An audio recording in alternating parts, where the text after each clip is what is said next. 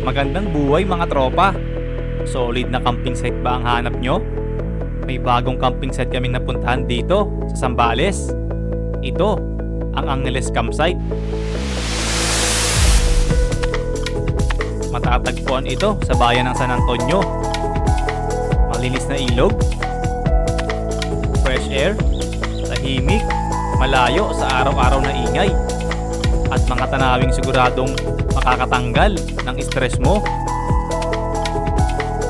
Ang campsite na ito ay napapalibutan ng magagandang bundok ng Zambales, mga tropa. Kaya talagang karapat-dapat nating ma-experience mag-camping dito. At siguradong kayo din. Kasama ko nga pala si Sayon dito, mga tropa. At talagang nag-enjoy siya mag-camping dito. Ito ang pinakaunang camping experience ni Sayon. At siguradong hindi niya ito malilimutan. Kaya tara mga tropa, samahan nyo kami dito sa Angeles Campsite. Let's go!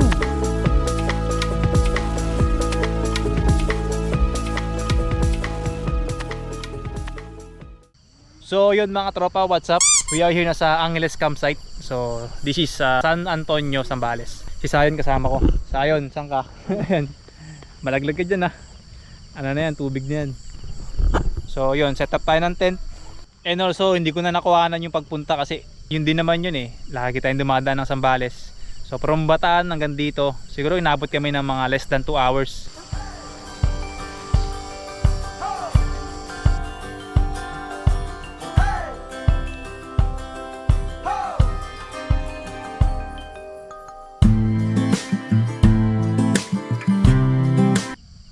Nag-set up ako ng tent. Nagulat ako.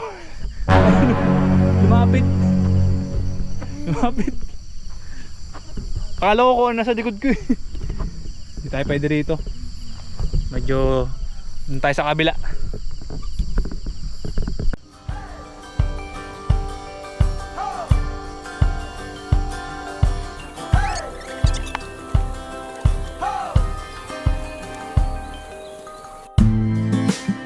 Walang yan. Di, kumunat. Baka ka ba nag-step ako ng tent?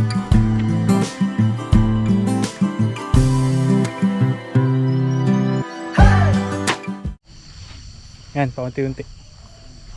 Open nga lang dito. Wala pa tayong sabitan. Lalagay ko yung tarp, Sayon. Mamaya, yung tarp, ilagay natin. Meron ganun yan eh, yung tarp. Para may sabitan tayo ng ilaw. Kasi yung ilaw, walang paglalagyan. Kailangan yung tarp. Yan. Medyo mahirap ilagay yung tarp. Kanina pa kami. Yan, medyo yan, patapos na rin. Wala tayong martilyo kaya ito na lang. Magbabaon sa mga to, sa mga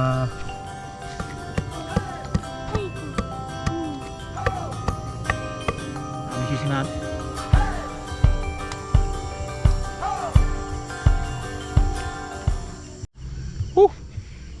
Pagod ako agad.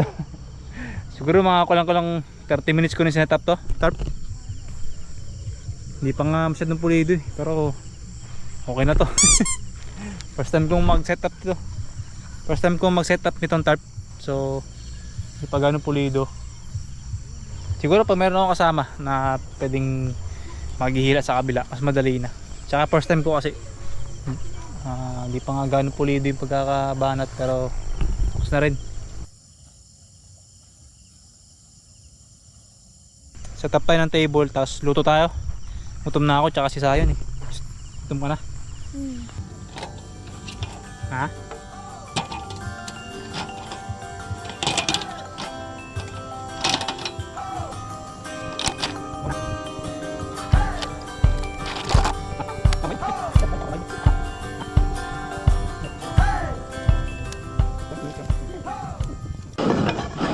You know. Tayo'y magsasaing. Nasira mo? Hindi, ganyan talaga yan.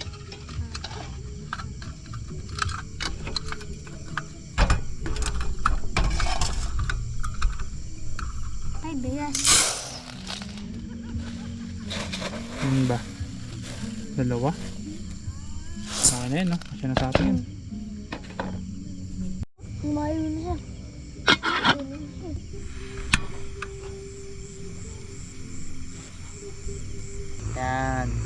kasama ka sa vlog. Yun. So simple lang naman yung ulam natin ngayon. Ang iyong favorite, ano yan? May chicken. Chicken. Ay, tapon pa. Yan. Hindi ako lalagay. Ay, Sige. ako mag-aano ng chicken. Mag-ano. Lagay muna natin tong ano, crispy fry. Yan. So lagyan natin yung breading mix. Wow, Tinuro pa no? Adi, Para madali lang lutuin kasi ginabi na kami. Adi, Hindi tayo magluluto na mas Adi. mahirap pa. Ano yan? parang mag-aano tayo Kunyari. Cooking show. Cooking show. Tapos, naka-video kumakain. Ano yun? Tag dun? Naka-vlog. Hindi. Ang tag dun? Yung sa TV. Yung kalat natin, kailangan Yung sa ibasurahan. TV. Adi? Ano na sa TV? Cooking show. Hindi. Kumakain, tapos may video. Kumakain, tapos may video. Mukbang. Oo, parang magmumukbang tayo. Itong manok, nalinis ko naman to sa bahay. Yan. Ako, Kaso maghugas ka pa ng kamay. Ako na lang kaya. Oh, sige ikaw. Sige. Yan. Ikaw. abot. Sige. Yan. Wow. Yan na. Nag-YouTube na, kakahintay. Kapag mo. Ipo makunchi. Ipo. Ako na Magbaboxing ka? Ha? Sakit yun. Sakit. Natin, tagal na maluto. Ay, kapi.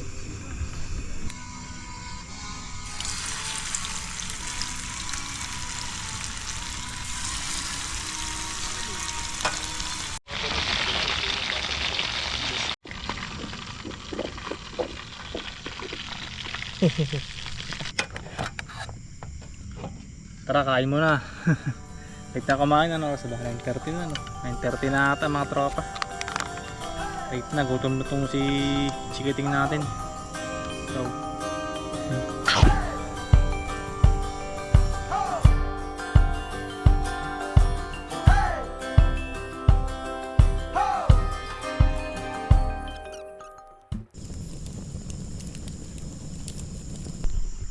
sumindi rin sa wakas ng ating bonfire.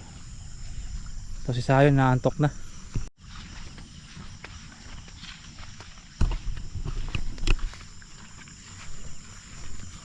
So gano'n dyan.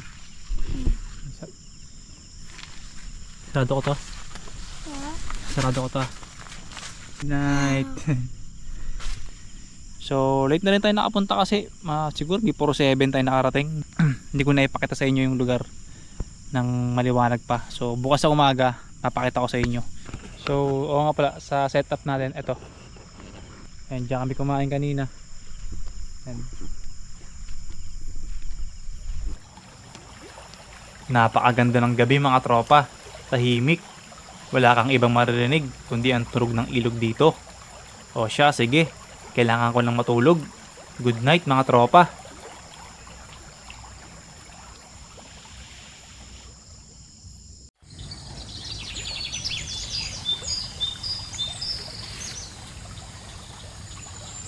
Yoo, good morning. Ay go.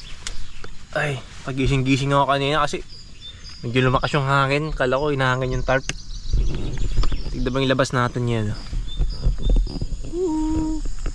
Ayun. Hindi, akin na. Video ko lang. Kasi tignan mo to. Ang gaganda ng mga bundok. You know? Adi? You know, lalaki? Adi.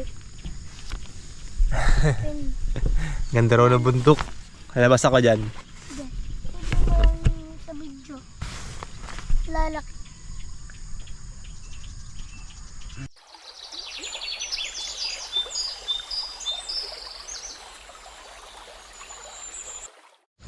Yo, and good morning. Ganda ng umaga, sarap ng hangin dito. Ayun, ayun lang yung maririnig mo. Yung tunog ng tubig. Adi. Oy, salita. Bundok no? Alam ko pwede umakit dyan eh. Parang heart na Ito ang ganda ng ano, mga tropa. Uhugis ng bundok. Ayun oh. Diba? Ang yung tent natin mga tropa. Nagising ako ng mga bandang 2:00 eh. Kasi akala ko umuulan. Medyo humangin-hangin. Akala ko umuulan. Eh, hinahangin yung tarp. Naayos ko lang siya kanina. Kasi hindi pa gana matibay pagkakagawa ko pero yun. Dapat pala may tali din dito. Hindi ko nalagyan dyan kagabi. Kaya pala pala medyo nakalundo siya kagabi. Ganoon pala yun. Puti-puti.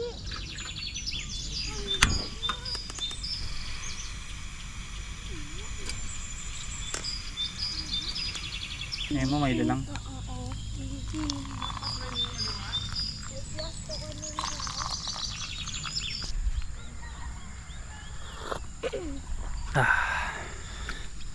Yan na ngayong araw oh, di ba? Dito naman mga tropa. Mga tropa, may source of water naman dito. May poso doon. Doon, tapos may CR doon. Pwede kang maligo. Tsaka doon sa kabila may CR. Yan. Tapos may mga kubo for rent. May mga kubo. Hindi ko alam kung magkano eh. So check ko na lang tapos ilalagay ko na lang sa description kung magkano. Dito yung 10 pitching is 200. Tapos per pax is 30 pesos. So kami si Sayon libre na eh, si bata. So 230 lang ako. 30 tsaka yung 10 pitching. Sulit naman na. Yun lang naman yung binayad namin dito. Tapos yun, magdala na lang kayo ng tubig inumin nyo, pangluto nyo, ganun, lutuan nyo. Tapos bonfire 100 pesos.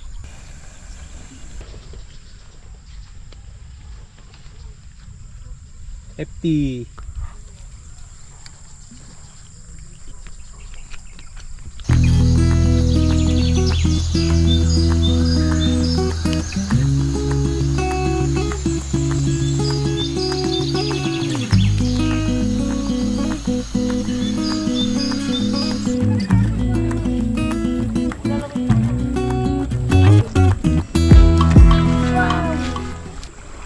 Maganda oh. Gubat. Sarap din tubig. Hindi naman siya. Malinis siya kaso nga lang. Malinis siya kaso malumot lang yung mga bato kasi wala naman naliligo dito eh. Pero all in all good naman. Oh. Let's go! Ay, ganito. Adi, video mo ako. Ito, Daddy!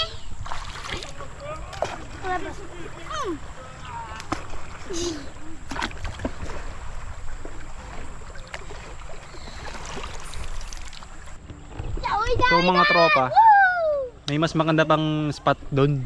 Banda doon. Talagang solo. Kaso nga lang kagabi, masyado nang madilim, hindi ko na makita. Kaya yung nakikita ko, doon na kami nag-set up. Madilim na kasi kahapon, hindi ko na nakita na mas maganda ron. Pero kung tutusin dito, dyan, may mas maganda dyan. Eh kagabi kasi sobrang dilim dyan, wala akong makita. Tsaka si Sayon, nagustuhan din niya doon kasi medyo may liwanag konti. Tsaka malapit sa water source sa Reposo. Kasi kung maghuhugas ka ng mga pinagkainan mo, malapit lang din. Tsaka kung mag-CR ka, malapit lang.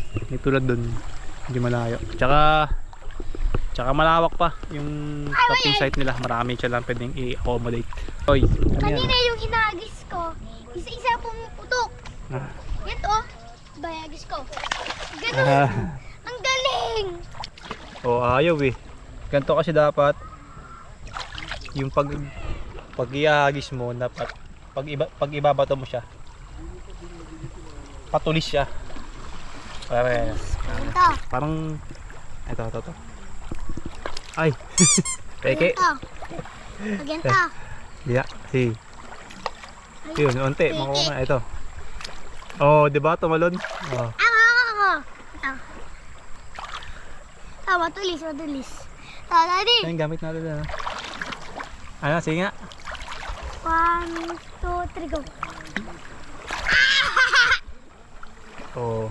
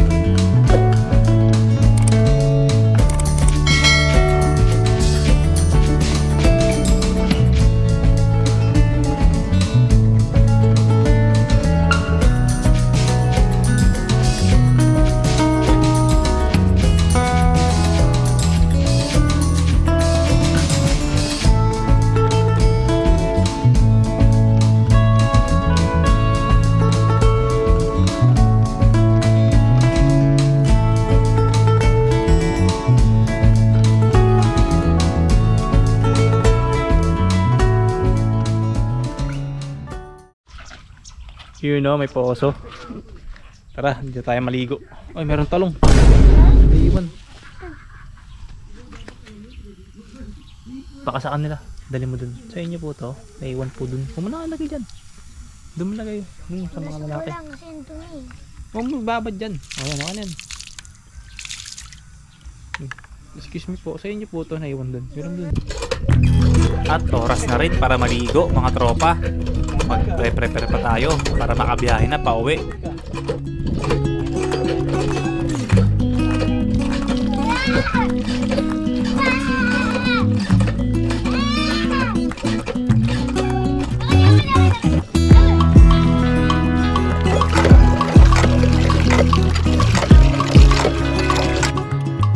So paano ba yan mga tropa?